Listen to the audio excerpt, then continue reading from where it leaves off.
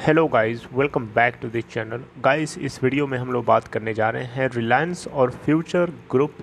के डील से जुड़ी हुई दो अपडेट्स के बारे में। दोनों एक दूसरे से जुड़ी हुई खबरें हैं, आप लोगों के साथ डिस्कस करूंगा। लेकिन शुरू करें उससे पहले आपसे रिक्वेस्ट करूंगा कि अगर आप इस चैनल को फर्स्ट टाइम देख रहे हैं, अगर आप नए हैं तो डेफिनेटली आप इसको सब्सक्राइब कर लीजिए और बेल आइकन को हिट कर लीजिए ताकि वीडियोस की नोटिफिकेशंस आप तक पहुंचती रहें और आप सबसे पहले उसे देख पाएँ। दूसरी चीज़, अगर आपको डीमेट अकाउंट ओपन कराना है, अगर आप नए हैं स्टॉक मार्केट के लिए, तो डिस्क्रिप्शन बॉक्स में एक लिंक है, उसे क्लिक करिए और आप स्टॉक में अकाउंट ओपन करा सकते हैं। So let's come to the main topic. तो गाइस, जैसा कि आप लोगों को मैंने बताया है, रिलायंस और फ्यूचर ग्रुप की जो डील है लिटिगेशन प्रोसेस से गुजर रही है। बहुत सारी हर्डल्स है, बीच में बहुत सारे क्लियरेंस होने हैं। तो इन सभी के बीच में यहाँ पे कुछ राहत भरी खबरें भी सुनाई जा रही हैं लेंडर्स की तरफ से। अभी हाल ही में मैंने आपको अपडेट भी किया था। अभी हाल ही में यहाँ पे देखिए, किशोर बियानी की तरफ से ये ऑफ़र किया गया है 6,900 करोड़ या लगभग 7,000 करोड़ रुपए जो है लेंडर्स का लोन रीस्ट्रक्चरिंग के लिए ये खुद ऑफ़र कर रहे हैं यहाँ पे, क्योंकि इनको खुद पता है कि ये जो डील है रिलायंस के साथ में, ये जितना ज़्यादा डिले हो रही है उतना ज़्यादा लेंडर्स का टेम्पर हाई होना लाजमी है। यार सिंपल है, बहुत सिंपल सी बात है। तो यहाँ पे बेसिकली क्या है कि ये ऐसा नहीं चाहते हैं किशोर बियानी जी की ऐसा हो। अब देखिए यहाँ पे क्या होता है कि जिसके पास कर्जा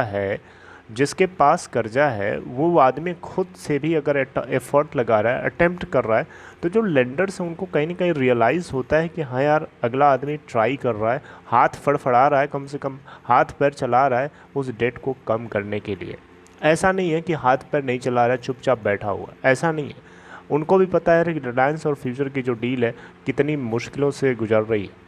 इसके बावजूद भी किशोर बियानी जी का ये जो एक्शन है 6,900 करोड़ रुपए का ऑफ़र करने का लोन रिस्ट्रक्चरिंग अमाउंट के रूप में, ये कहीं ना कहीं लेंडर्स के दिल को पिघला देता है। यहाँ पे बेसिकली क्या है कि फ्यूचर ग्रुप के किशोर बियानी जी ने प्रॉमिस किया है कि ये लगभग 7,000 करोड़ रुपए, 6,900 करोड़ रुपए दो अलग अलग पार्ट्स में करके करंट फिस्कल ईयर जो कि हमारा स्टार्ट हो चुका है नया वाला, इसी के अंदर जो है ये लोन रिस्ट्रक्चरिंग एग्रीमेंट के तहत जो है लेंडर्स को प्रोवाइड करने की कोशिश करेंगे, क्योंकि रिलायंस रिटेल और फ्यूचर रिटेल की जो डील है उसमें डिले हो रहा है। यहाँ पे जो है इकोनॉमिक टाइम्स की एक आर्टिकल के जरिए मैं आपको अपडेट करने की कोशिश कर रहा हूँ। बियानी जी है जो हैं ये प्लानिंग कर रहे हैं कि कुछ छोटे छोटे जो इनके फॉर्मेट स्टोर्स हैं बिज़नेस में, जैसे कि ईसी डे हो गया, हेरिटेज हो गया एंड नीलगिरीज हो गए, इन सभी को ये बेच करके जो भी अमाउंट रेस कर पाएंगे वो मिला जुला के दो अलग अलग ट्रांचेस में ये हो सकता है by the end of this current fiscal year ये लेंडर्स को चुका दें। तो ये तो किशोर बियानी जी की तरफ से किया गया एफर्ट है। अब इसी से जुड़ी हुई एक अपडेट यहाँ पे भी देखिए, दूसरी update, lenders approve Future Retail recast to seek Kamath committee note. देखिए यहाँ पे क्या हो रहा है, लेंडर्स ने ये पूरा ये अप्रूवल दे दिया है। लेंडर्स मतलब वो जो बैंक्स होते हैं जिन लोगों ने इनके कंपनीज़ को लोन दे रखा है, राइट। तो यहाँ पे पहले आपको बताना चाहूँगा, किशोर बियानी जी का फ्यूचर ग्रुप जो है उसमें बहुत सारी कंपनीज आती हैं, लेकिन फ्यूचर रिटेल और फ्यूचर लाइफस्टाइल ये दो कुछ मेजर ऐसी कंपनीज हैं। इन दोनों में भी अगर हम देखें तो फ्यूचर रिटेल अकेले अपने आप में 10,000 करोड़ रुपए के आसपास का टोटल कर्जा इसके पास पड़ा हुआ है, मतलब सबसे ज़्यादा डेट इसी के पास है, फिर फ्यूचर लाइफस्टाइल के पास है, और जितनी और छोटी मोटी कंपनीज हैं सब मिला जुला के टोटल 21,000 करोड़, 21,000 करोड़ रुपए का इनके पास लगभग डेट है, कर्जा है। तो यहाँ पे इस कर्जे को कम करने के लिए ये अलग अलग तरीके से कोशिश करें, और ये जो डील है रिलायंस के साथ, इसके होने के लिए या इस डील में आने का मेन मकसद ही इनका यही था कि इस कर्जे को जो है चेस कर सकें, कर्जे को पकड़ सकें, कर्जे को बढ़ने से रोक सकें। और रिलायंस इंडस्ट्री के साथ जैसे ये डील हो जाती है, उस केस में रिलायंस इंडस्ट्री लिमिटेड जो है अपनी रिलायंस रिटेल वेंचर लिमिटेड अपनी सब्सिडरी के जरिए जो है फ्यूचर ग्रुप की जितने फ्यूचर रिटेल से जुड़े हुए जितने भी एसेट्स हैं उसको एक्वायर कर लेगा, और साथ साथ में जो डेट है, जो कर्जा है, वो भी एक्वायर कर लेगा। लेकिन आपको यहाँ पे मैं कर्जा एक्वायर कर लेगा इसको बताने के लिए नहीं आया हूँ, यहाँ पे आपको बताना चाहूँगा जो लेंडर्स हैं जिनकी तरफ से ये बातचीत चल रही थी कि इनके लिए 2 साल का एक टाइम पीरियड जो है, टाइम विंडो दी जा सकती है, क्योंकि आपको बताया था मैंने कि रिज़र्व बैंक ऑफ इंडिया की तरफ से एक स्पेशल विंडो ओपन करी गई है उन लोगों के लिए या उन कंपनीज़ के लिए, उन बिजनेसेस के लिए जो कोविड-19 से जुड़े हुई प्रॉब्लम्स में फंसे हुए हैं, जैसे कि किशोर बियानी का बिज़नेस उनमें से एक है। तो आरबीआई की इस स्पेशल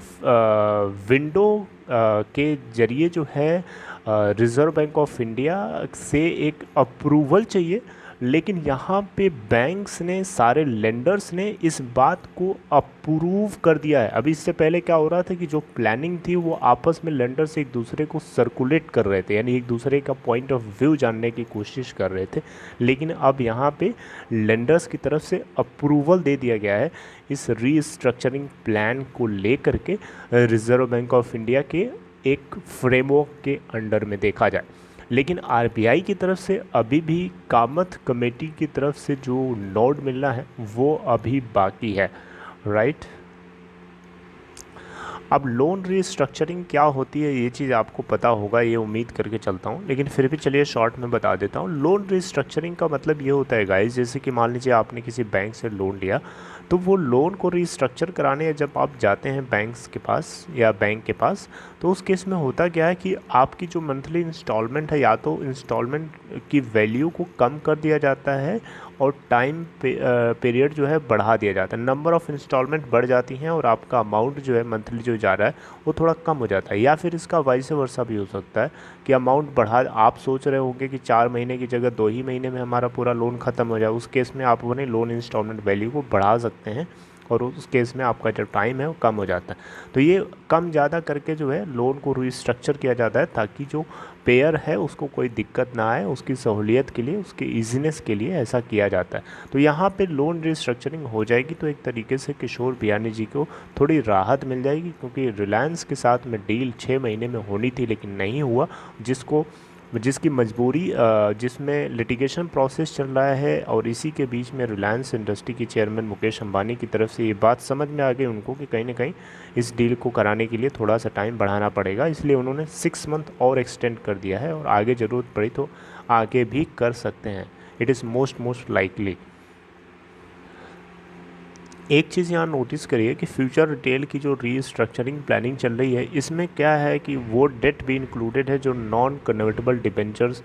एनसीडीज़ को इशू करके रेज़ हुआ है। कंपनी ने जो एनसीडीज़ इशू कर रखे हैं, नॉन कन्वर्टेबल डिबेंचर्स, उससे जुड़े हुए जो डेट रेज होते हैं उसको भी यहाँ पर रीस्ट्रक्चरिंग का पार्ट माना गया है। हालांकि इसमें एक चीज़ आपको पता होना चाहिए कि जो 5.6% के हिसाब से यूएस डॉलर बॉन्ड्स जो कंपनी ने इशू कर रखे थे, उससे जुड़ा हुआ जो इंटरेस्ट है वो इसका पार्ट नहीं है, राइट। तो यहाँ पे लगभग देखें तो टोटल 28 लेंडर्स हैं इस ग्रुप को, जिसमें बैंक ऑफ इंडिया जो है लीड करने वाला बैंक है, और इन सभी ने मिल करके लोन रिस्ट्रक्चरिंग को अप्रूवल दे दिया है। अब आरबीआई की तरफ से जो आरबीआई के कामत कमेटी की तरफ से जो अप्रूवल आना है उसकी डेट है 26 अप्रैल 2021। ये आखिरी डेट है, यानी 26 अप्रैल 2021 से पहले ये चीज़ जो है आरबीआई की तरफ से, आरबीआई की कामत कमेटी की तरफ से अप्रूवल मिल जाए तो फिर ये आप फ्यूचर ग्रुप के लिए बहुत अच्छा होगा, राइट। तो गाइस, इससे जुड़ी हुई आगे कोई नई अपडेट आती है, कुछ नया डेवलप होता है जल्दी ही, क्योंकि बहुत सारे इवेंट्स होने हैं बीच में। आपको बताया था 27 अप्रैल 2021 को, 27 अप्रैल 2021 को सुप्रीम कोर्ट में इसी केस के ऊपर सुनवाई है।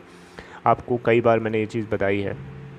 उससे पहले 26 तक ये आपको पता ही चल जाएगा। अगर कुछ होता है तो मैं आपको ज़रूर अपडेट करूँगा। और इसके अलावा दिल्ली हाई कोर्ट में नेक्स्ट जो हियरिंग आपको बताया था डिवीज़न बेंच की तरफ से, वो 27 मई को कर दी गई है। राइट। तो उसको भी आप दिमाग में कहीं ना कहीं रखिएगा। लेकिन सुप्रीम कोर्ट से देखते हैं क्या फ़ाइनल डिसीजन आता है, क्योंकि बड़ा इंपॉर्टेंट होगा और बहुत ही ज़्यादा सबकी नज़रें और निगाहें सुप्रीम कोर्ट की फ़ैसलों के ऊपर टिकी हुई हैं। इनफैक्ट कई दिनों से मैं खुद इंतज़ार कर रहा हूँ सुप्रीम कोर्ट, और इसके अलावा और भी कई इंपॉर्टेंट मुद्दे हैं जिस पे सुप्रीम कोर्ट को डिसीजन लेना है, फ़ैसला सुनाना है। लेकिन कोरोना वायरस के चलते जो है 50% से ज़्यादा जजेस को तो कोरोना हो गया, जिसकी वजह से वो घर से बैठ कर के फंक्शन कर रहे हैं। तो कोरोना वायरस कहीं ना कहीं एक्टिविटीज़ को, इकोनॉमिक एक्टिविटीज़ को और जितने भी